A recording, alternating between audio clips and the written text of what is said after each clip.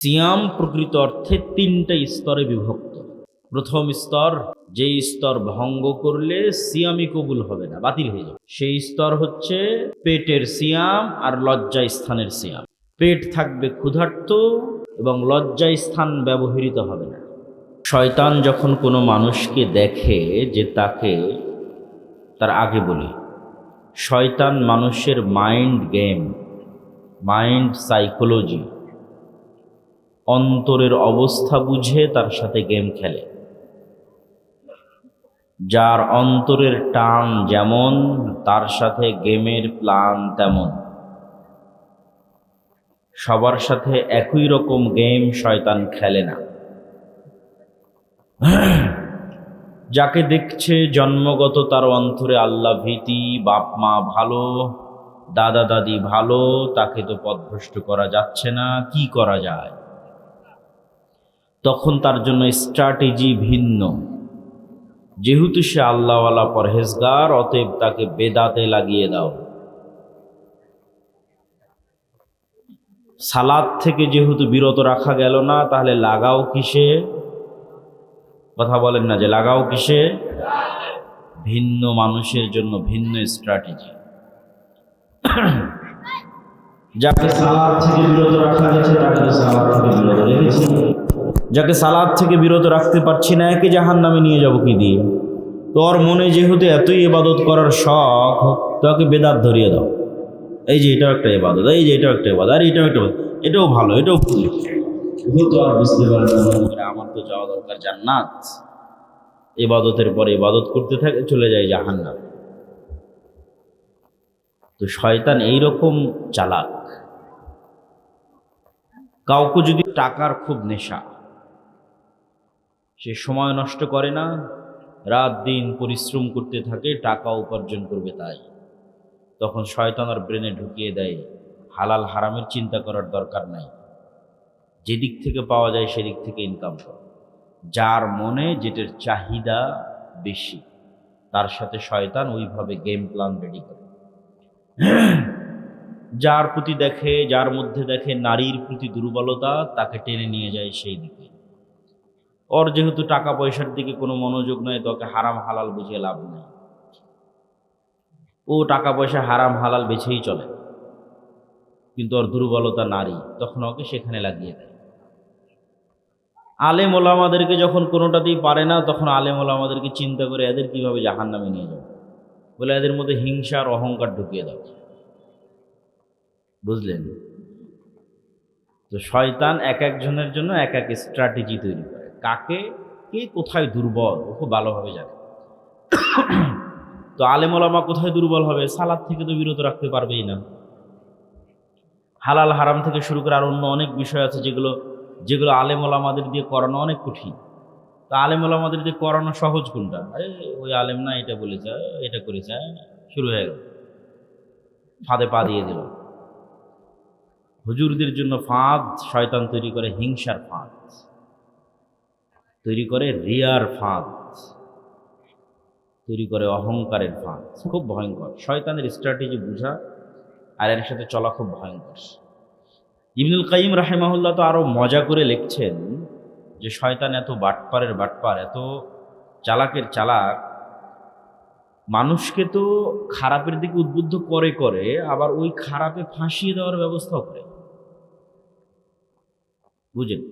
একজনের মাথায় ঢুকিয়ে দিয়েছে যে একে হত্যা করতে হবে, শয়তানই ঢুকিয়েছে। এখন ওকে হত্যার ঘটনায় ফাঁসাতে কেমনে হবে, এইটার প্ল্যানও শয়তান রেডি করে রাখে। এখন খুব প্ল্যান করে হত্যা করতে গেছে, তা ওর মধ্যে ভুল করে ফেলবে, ওই ভুলটা শয়তান করে। ওই একটা ভুলের কারণে পুলিশ তদন্ত করতে গিয়ে ওকে ধরে ফেলেছে, ধরে ফেলে এখনো জেলখানায় বন্দি আছে, ফাঁসির আসামি। তখন শয়তান দূর থেকে হাসে, কি মজা, তোকে দিয়ে হত্যাও করালাম, আবার তোকে গ্রেফতার করারও ব্যবস্থা করলাম, এখন তোর ফাঁসি দেওয়ার ব্যবস্থা করতেছে, থাম। এইভাবে শয়তান খেলে। আপনাকে একটার দিকেও প্রলুব্ধ করবে যে ঠিক আছে এখানে যাও, এটা করো, ওখানে ধরা পড়ারও ব্যবস্থা করবে, তারপরে আপনার মান সম্মান সব কিছু নিয়ে টানাটানি লেগে যাবে, ও দূর থেকে হাসবে। শয়তান মানুষের সবচেয়ে ভয়ঙ্কর শত্রু। যদিও এই বিষয়গুলো বিস্তারিত, শয়তানের এই বিষয়গুলো, ফেরেশতাদের বিষয়গুলো বিস্তারিত আল্লাহর পথে যাত্রা, যেটি আমার লেখা বছরের নতুন বই, সে বই আরও চমৎকার, আরও বিস্তারিত, আরও দলিল ভিত্তিক আছে। তা আব্দুর রহিমের কথার সাথে সংযুক্ত করে এতটুকু যুক্ত করলাম। আজকে সংক্ষিপ্ত বক্তব্যের বিষয়বস্তু, যেহেতু আমরা শাবান মাসে প্রবেশ করে গেছি এবং সামনে আসতেছে রমাজান, হতে পারে শায়েখ আব্দুর রাজ্জাক বিন ইউসুফ, আমি জানি না, আসার আগে জিজ্ঞেস করতে চাচ্ছিলাম উনি আবার নফল সিয়াম সম্পর্কে আলোচনা করেন কি না, এটা আমি চিন্তা করতেছি। তারপরও আমি সংক্ষিপ্ত দুই একটা কথা বলে অন্য টপিকে চলে যাব। আমরা শাবান মাসে প্রবেশ করেছি, সামনে আসছে রমজান। সিয়ামের বিষয়ে দু একটা কথা আমার চিন্তা থেকে আপনাদের শেয়ার করি। মারিয়াম আলাইহা সালাতু ওয়াস সালাম যখন নির্জন এলাকা থেকে লোকালয়ে সন্তান নিয়ে প্রবেশ করলেন, তখন তিনি বলছেন, ইন্নী নাযারতু লির রহমানি সাওমা ফালান উকাল্লিমাল ইয়াউমা ইনসিয়্যা। মানুষজন জিজ্ঞেস করছে, মারিয়াম, এই ছেলে কোথায় থেকে আসছে, তোমার তো বিয়ে হয়নি। তো উনি বলছেন, ইন্নী নাযারতু লির রহমানি সাওমা, আমি আল্লাহর জন্য সিয়াম রেখেছি। ফালান উকাল্লিমাল ইয়াউমা ইনসিয়্যা, তাই কোনো মানুষের সাথে কথা বলবো না। ফা আশারাত ইলাইহি, মুখ বন্ধ রেখে এখন হাত দিয়ে ইশারা করতেছে বাচ্চাকে। একে জিজ্ঞেস করো। আমার প্রশ্নের জায়গা হয়তো বুঝতে পেরেছেন, সিয়াম থাকলে কথা বলা যাবে না কেন? উনি বলছেন, ইন্নী নাযারতু লির রহমানি সাওমা, আমি আল্লাহর জন্য সিয়াম আছি। ফালান উকাল্লিমাল ইয়াউমা ইনসিয়্যা, এই জন্য কোনো মানুষের সাথে কথা বলবো না।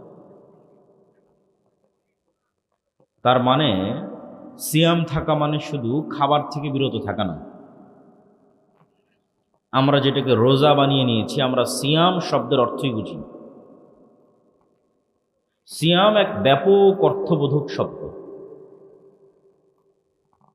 জাকারিয়া আলাইহিস সালাতু ওয়াস সালামও যখন আল্লাহর কাছে সন্তান চাইলেন, হুনালিকা দাআ জাকারিয়া রাব্বাহ, তখন তাকে আল্লাহ আলামত দিচ্ছেন যে আয়াতুহা আল্লাহ তুকাল্লিমান নাসা সালাসাতা আইয়াম, তোমার যে সন্তান হবে তার আলামত হচ্ছে তুমি 3 দিন মুখ বন্ধ রাখবা, মানুষের সাথে কথা বলবে না। জিহব্বার সিয়াম। সিয়াম প্রকৃত অর্থে 3টা স্তরে বিভক্ত।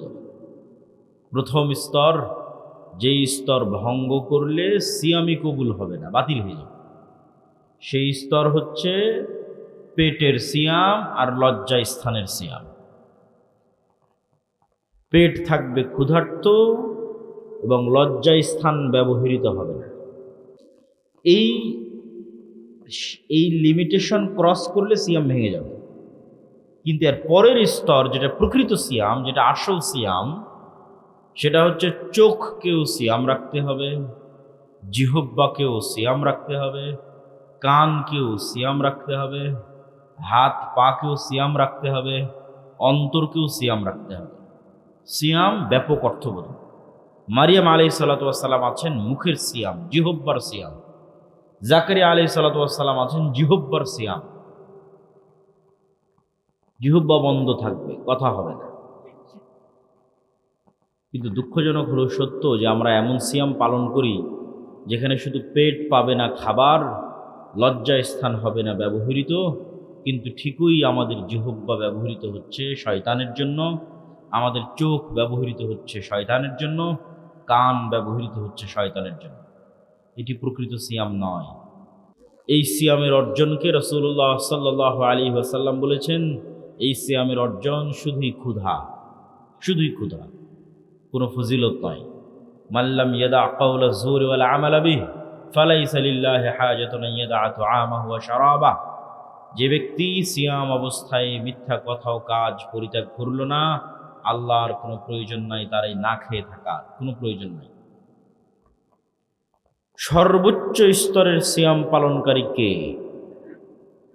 সর্বোচ্চ স্তরের সিয়াম পালনকারী হচ্ছে যার জিহ্বা ও সিয়াম আছে ঠিকই, যার চোখ সিয়াম আছে ঠিকই, যার কান সিয়াম আছে ঠিকই, কিন্তু এই জিহ্বা সিয়াম থাকার পরে ব্যস্ত আছে আল্লাহর জিকির।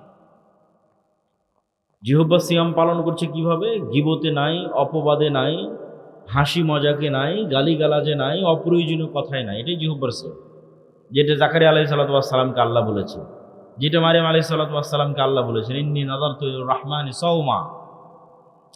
কিন্তু জিহ্বা তো সিয়াম আছে। এমন একজন সিয়াম পালনকারী সত্যিই যার জিহ্বা সিয়াম, যার জিহ্বা গীবত, অপবাদ, পরনিন্দায় ব্যবহার হচ্ছে না, কিন্তু তার এই জিহ্বা আবার ব্যবহার হচ্ছে জিকিরে। ঠিক জাকারিয়া আলাইহিস সালামকে আল্লাহ যেমন বললেন যে তুমি 3 দিন চুপ থাকবা, কিন্তু এই 3 দিন তোমার কাজ হচ্ছে সকাল সন্ধ্যায় আল্লাহর জিকির করবা। তার মানে কি দাঁড়ালো? তার মানে এটাই দাঁড়ালো এই 3 দিন তোমার জিহ্বা অপ্রয়োজনীয় কথাও কাজে ব্যবহার হবে না, কিন্তু ব্যবহার হবে কার জিকিরে? আল্লাহর জিকিরে। চোখ সিয়াম আছে, অশ্লীল দৃশ্য দেখা থেকে বিরত আছে, টিভি দেখা থেকে বিরত আছে, মোবাইল ফোনে অশ্লীল দৃশ্য দেখা থেকে বিরত আছে। এটা তো ঠিক আছে, একটা স্তরের সিয়াম, কিন্তু এই সিয়াম পালনকারীকে সর্বোচ্চ স্তরে নিয়ে যাবে যদি এই চোখ ব্যস্ত থাকে আল্লাহর কোরআন তেলাওয়াতে। এভাবে শরীরের প্রত্যেকটি অঙ্গ প্রত্যঙ্গ যখন বিরত থাকবে গুনাহ থেকে, ব্যস্ত থাকবে আল্লাহর আনুগত্যে, তখনই তৈরি হবে সিয়ামের প্রকৃত আনন্দ। আল্লাহ সুবহানাহু ওয়া তাআলা সকলেই জানেন। আমি জাস্ট কিছু নুকতা পয়েন্ট যুক্ত করার জন্য 2-5 মিনিট এই বিষয়ে কথা বলছি। জানেন তো সবাই, আল্লাহ সুবহানাহু ওয়া তাআলার নিকটে সিয়াম পালনকারীর মুখের গন্ধ পৃথিবীর সর্বশ্রেষ্ঠ যে গন্ধ তৈরি হয় হরিণের নাভি থেকে, মৃগ নাভি থেকে, তার চেয়ে শ্রেষ্ঠ গন্ধ হিসেবে বিবেচিত হয় একজন সিয়াম পালনকারীর মুখের গন্ধ। এবং আপনাকে একটা বিষয় মনে রাখতে হবে, প্রতিটা আমলের প্রতিবিম্ব, প্রতিকৃতি, পাল্টা রিয়াকশন কিয়ামতের মাঠে দেখা যাবে, ভালো মন্দ সব আমলের। যে হয়তো আল্লাহর রাস্তায় করেছে যুদ্ধ, দিয়েছে জীবন, দেখা যাবে সে কিয়ামতের মাঠে উঠছে, তখন তার শরীর থেকে ঝরছে রক্ত, বের হচ্ছে মিষ্টি গন্ধ। এইটা তার আমলের প্রতিকৃতি, প্রতিবিম্ব সে কিয়ামতের মাঠে দেখবে। কেউ যদি পড়ে থাকে সূরা বাকারা, সূরা আলে ইমরান, তাহলে বাকারা এবং আলে ইমরান কিয়ামতের মাঠে আগমন করবে ছায়া হিসেবে। কেউ যদি দেয়নি তার সম্পদের জাকাত, গরু ছাগলের জাকাত, সম্পদ হবে সাপ, গরু ছাগল হবে শিংওয়ালা। কেউ বলেছে মিথ্যা, গাদ্দারি করেছে, তার পিছনে বসানো থাকবে একটি পতাকা, যেখানে লেখা থাকবে গাদ্দার। প্রত্যেকটা আমলের একটা পাল্টা প্রতিক্রিয়া মানুষ দেখতে পাবে কিয়ামতের মাঠে। তো সিয়াম পালনকারীর মুখ থেকে সুগন্ধি বের হবে, কিন্তু প্রশ্ন হচ্ছে, ইবনুল কাইয়িম রাহিমাহুল্লাহ লিখছেন, এই সুগন্ধি তখনই বের হবে এবং সিয়াম পালনকারীর মুখের যে গন্ধ, এটি আল্লাহর নিকটে তখনই সুগন্ধি হিসেবে বিবেচিত হবে যখন এই মুখ কোনো গন্ধযুক্ত কাজে ব্যবহার হয়। আমি বলেছি প্রত্যেকটা কাজের পাল্টা প্রতিক্রিয়া গায়েবে তৈরি হয়, ইনস্ট্যান্ট তৈরি হয়। গায়েবের পর্দা যেদিন উন্মোচিত হয়ে যাবে সেই দিন আপনি দেখতে পাবেন, কিন্তু এখনই তৈরি হচ্ছে। আপনি মুখ দিয়ে যখন মিথ্যা বলেছেন তখন এই মুখে দুর্গন্ধ তৈরি হয়েছে। এই দুর্গন্ধ গায়েবে তৈরি হয়েছে, যা ফেরেশতা বুঝতে পারে, এই জন্য ফেরেশতা নাই, পালিয়ে গেছে। মিথ্যার দুর্গন্ধে ফেরেশতা পালিয়ে যায়। এই দুর্গন্ধের পর্দা উন্মোচিত হয়ে যাবে। আপনি মিথ্যা বলাই যে আপনার মুখে এখন দুর্গন্ধ বের হচ্ছে, এটা আপনি এখন দেখতে পাচ্ছেন, যে গায়েবে হচ্ছে, ফেরেশতা দেখে পালিয়ে গেছে। এটা যেদিন গায়েবের পর্দা উন্মোচন হয়ে যাবে, কিয়ামতের মাঠ আসবে, তখন দেখবেন দুর্গন্ধ। তাহলে আল্লাহ সুবহানাহু ওয়া তাআলার নিকটে তখনই এই মুখ সুগন্ধিযুক্ত বলে বিবেচিত হবে যখন এই মুখ দুর্গন্ধে ব্যবহার হয়নি। গীবত দুর্গন্ধ, মিথ্যা দুর্গন্ধ, গালিগালাজ দুর্গন্ধ, নিকৃষ্ট পায়খানা পেশাবের চেয়ে দুর্গন্ধ। এগুলো দুর্গন্ধ ফেরেশতারা সহ্য করতে পারে না। আছে সিয়াম, ওইটা লজ্জাস্থান আর পেটের সিয়াম পর্যন্ত সীমাবদ্ধ, ওই সিয়ামের কোনো কাজ নাই। ওই সিয়াম পালনকারীর মুখে কোনো সুগন্ধি তৈরি হবে না। যে সিয়াম পালনকারী নাম কাওয়াস্তে খাবার থেকে বিরত আছে, কিন্তু লিপ্ত আছে সকল দুর্গন্ধযুক্ত কাজে। তাই বুঝার চেষ্টা করুন সিয়াম প্রকৃত অর্থে কি, সিয়াম মানে কি, আমরা সিয়ামকে বুঝি কি। সর্বশেষে সিয়াম বিষয়ে আপনাদের উদ্দেশ্যে এটি বলতে চাই যে সিয়াম গুনাহ মাপের একটি রাস্তা, কাফফারা। আল্লাহ সুবহানাহু তাআলা মানুষের গুনাহ মাফ হওয়ার যত সিস্টেম দিয়েছেন, তা শুরু হয় টাকা দিয়ে, শেষ হয় সিয়াম দিয়ে। যে কোনো আপনি আমল উঠিয়ে দেখেন যেখানে গুনাহ হয়েছে আর দুনিয়াতে কাফফারার ব্যবস্থা করা আছে, মিলিয়ে নিতে পারেন আমার আজকের বক্তব্য শেষ করে। কসম ভঙ্গের কাফফারা, জেহারের কাফফারা, তারপরে হচ্ছে হজ বা উমরায় গিয়ে কোনো ভুল হলো সেটার কাফফারা, যত রকমের কাফফারা আছে। দিনের বেলা স্ত্রীর সাথে সাংসারিক জীবনে গেছে তার কাফফারা। এই যে গুনাহ, এই গুনাহ মাফের রাস্তা শুরু হয় টাকা দিয়ে।